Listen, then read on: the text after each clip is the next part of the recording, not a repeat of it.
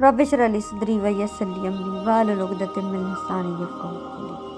औज़ु बिल्लाहि मिनश शैतानिर रजीम। बिस्मिल्लाहिर रहमानिर रहीम। अस्सलाम वालेकुम माय फ्रेंड्स।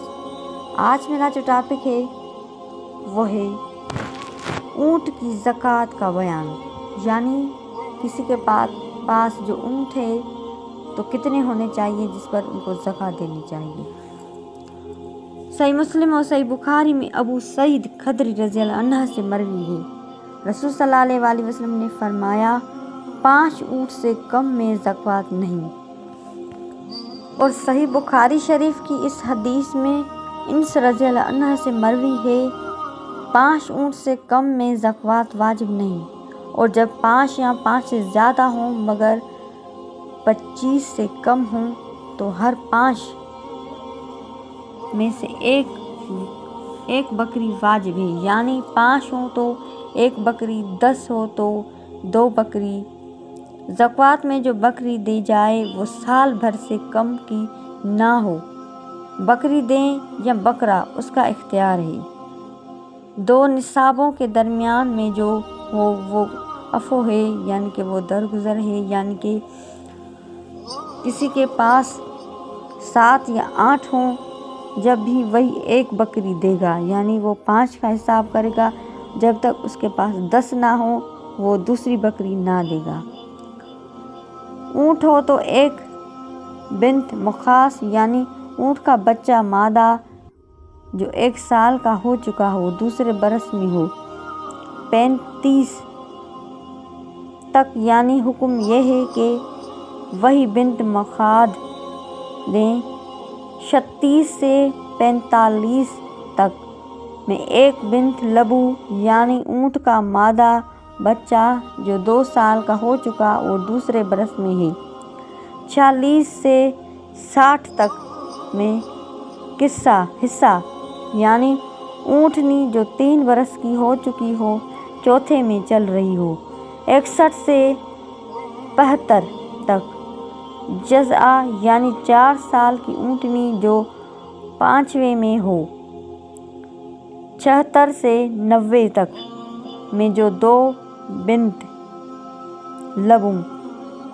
91 से 120 तक 2 हिक्का। उसके बाद 145 तक 2 हिक्का और हर 5 में 1 बकरी।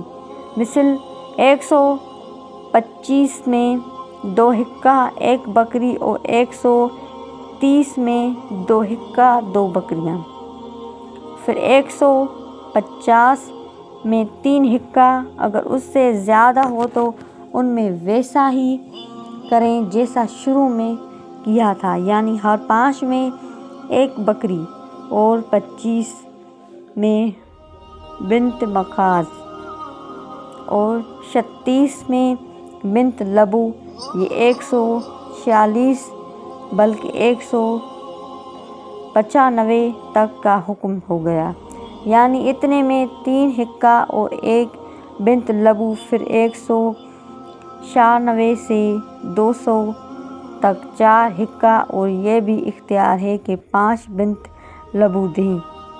फिर 200 के बाद वही तरीका तरतीब है जो 150 के बाद है, यानी हर 5 में 1 बकरी, 25 में बिन्त मखाज, 36 में बिन्त लबू। फिर 246 से 250 तक 5 हिक्का। ऊँट की ज़कात में जिस मौके पर 1 या 2 या 3 या 4 साल का ऊँट का बच्चा दिया जाता है तो ज़रूरी है कि वो मादा हो। नर दें तो मादा की कीमत का हो या वरना नहीं लिया जाएगा। मैं इस हदीस को आपसे थोड़ा डिटेल में आपको समझाना चाहती हूँ जिसको ये समझ में नहीं आई। इस हदीस में ये बयान किया गया है कि 5 ऊँट से कम ऊँट हो तो उस पर कोई ज़कात नहीं। जब 5 ऊँट से ज़्यादा होंगे तो उन पर ज़कात वाजिब होगी। ज़कात देने का तरीक़ाकार ये है कि 5 ऊँट से ज़्यादा हो मगर 5 ऊँट से ज़्यादा हो, 6, 7, 8 हो तो उसको 1 बकरी मादा देनी पड़ेगी। جو سال کی ہو، سال بھر کی کم عمر سے نہ ہو، یعنی کہ 1 سال سے کم نہ ہو، 1 سال کی کمپلیٹ ہو اور دوسرے سال میں چل رہی ہو، اور 10 اونٹ ہوں گے تو 2 بکریاں، اور 15 اونٹ ہوں گے تو 3 بکریاں، اور 20 اونٹ ہوں گے تو 4 بکریاں، اور 25 اونٹ ہو تو پھر بکری نہیں۔ لہٰذا میری بات ٹھیک طرح سے آپ سن لیں، 25 اونٹ ہو تو بکری نہیں دینی پڑے گی، 4 یا 5 یا 6 7 بکریاں نہیں دینی پڑیں گی۔ 25 اونٹ ہوں تو مخاض یعنی اونٹ کا بچہ مادہ ہو، جو 1 سال کا ہو چکا ہو، دوسرے سال میں چل رہا ہو، وہ دینا پڑے گا۔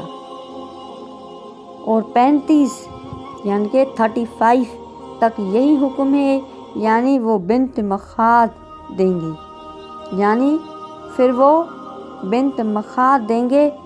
36 سے 45 یعنی 45 تک میں ایک بنت لبو یعنی اونٹ کا مادہ بچہ جو 2 سال کا ہو چکا ہو اور تیسرے برس میں ہی چل رہا ہو، یعنی جب 45 ہو جائیں گے اونٹ تو اس پر زکوٰۃ کیا ہوگی؟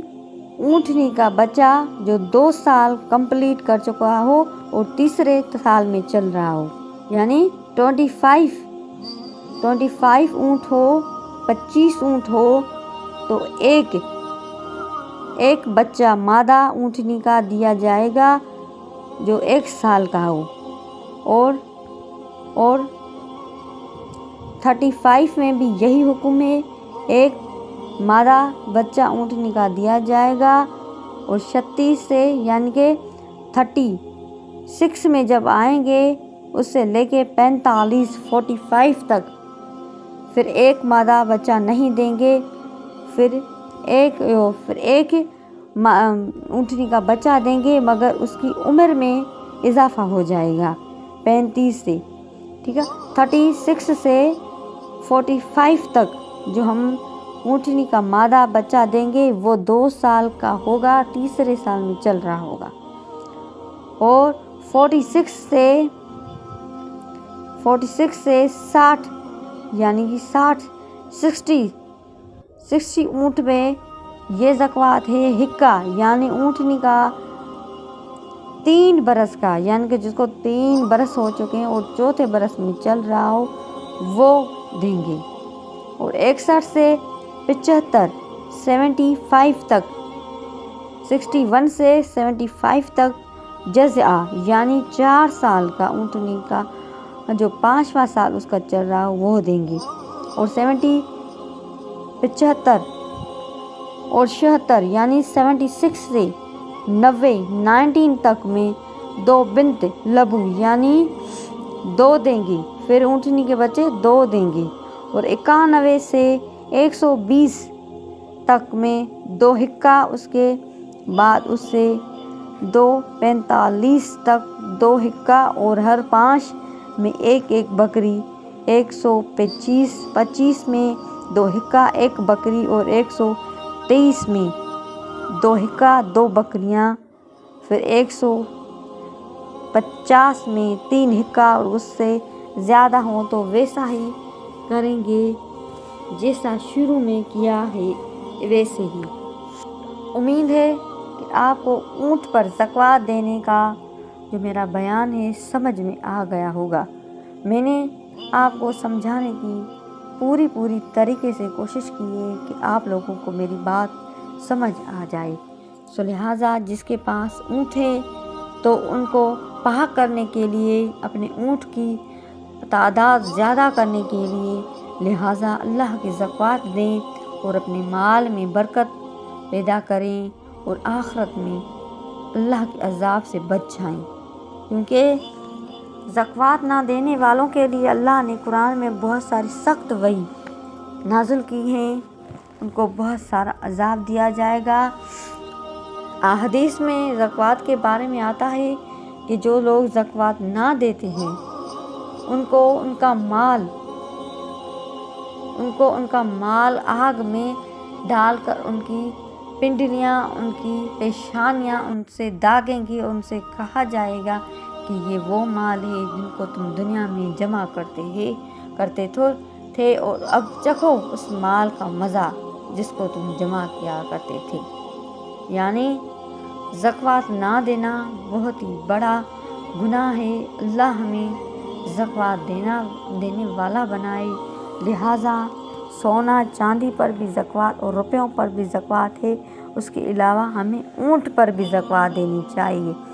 جن کے پاس اونٹ ہیں 5 ہو، 10 ہو، 100 ہو، 20 ہو، 200 ہو، تو وہ یہ نہ سمجھیں کہ صرف سونا اور چاندی اور روپیوں پر زکوٰۃ ہے۔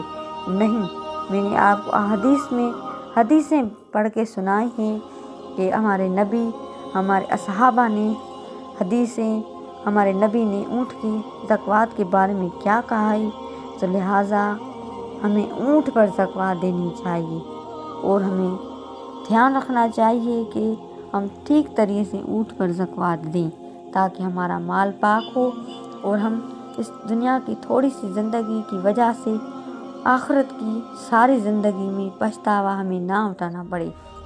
اللہ آپ کو زکوٰۃ دینے والا بنائے۔ جزاک اللہ خیرہ۔